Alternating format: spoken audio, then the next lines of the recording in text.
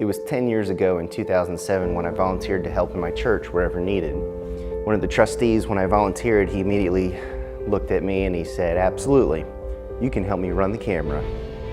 It was kind of intimidating at first because I'd never done anything like that, but I gave it a shot. And besides the day that I accepted Christ as my Savior and the day that I proposed to my wife, that was the best decision I've ever made.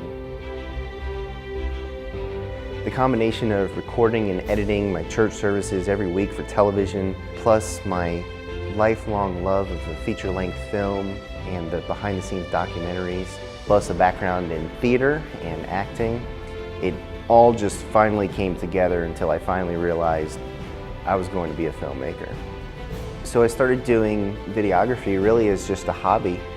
I finally landed a job as a video specialist in healthcare marketing, and it was there that I went on to produce and direct many different commercials, some that have gone on to win some awards like the Hermes Award and also a nomination for a regional Emmy. I was also blessed to be able to produce and direct and edit 2 commercials that aired during the Super Bowl.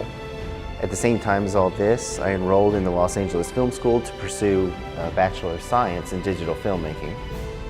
Film schools allow me to explore lighting and cinematography and editing and directing and even design in ways that I really wasn't doing before. I've produced a lot of different projects, including a short film, documentary, and even an industry video for a local nonprofit organization. Film schools really just confirmed my hunch that I'm going to be a director. Ideas for a video can come from anywhere, but more often than not, it's actually when I'm listening to music that I'll start to grab a vision for something. I'm hunting stock music all the time.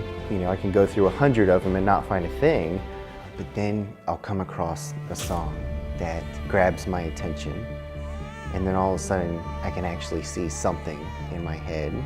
It might be a character or a scene or a set or location. It might actually be a piece of dialogue that I hear that goes with that particular piece. And it's a very powerful moment because I know I have something if it won't let me go. And so that's really just the inception of it right there. I'll start with that and then just build around it. And then eventually I'll have a story.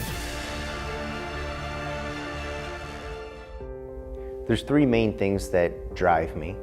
One of them is the behind the scenes of my favorite films and the success stories behind them.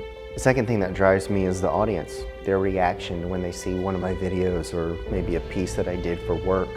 To see their reactions and the emotion that comes out of it, it's just so gratifying. I just can't explain it, but it really just fuels me to just want to do it again and again and again. But the greatest thing that drives me is my children. There is nothing in the world that compares to the feeling that I get when my own children ask their mommy if they can watch one of Daddy's videos that he made.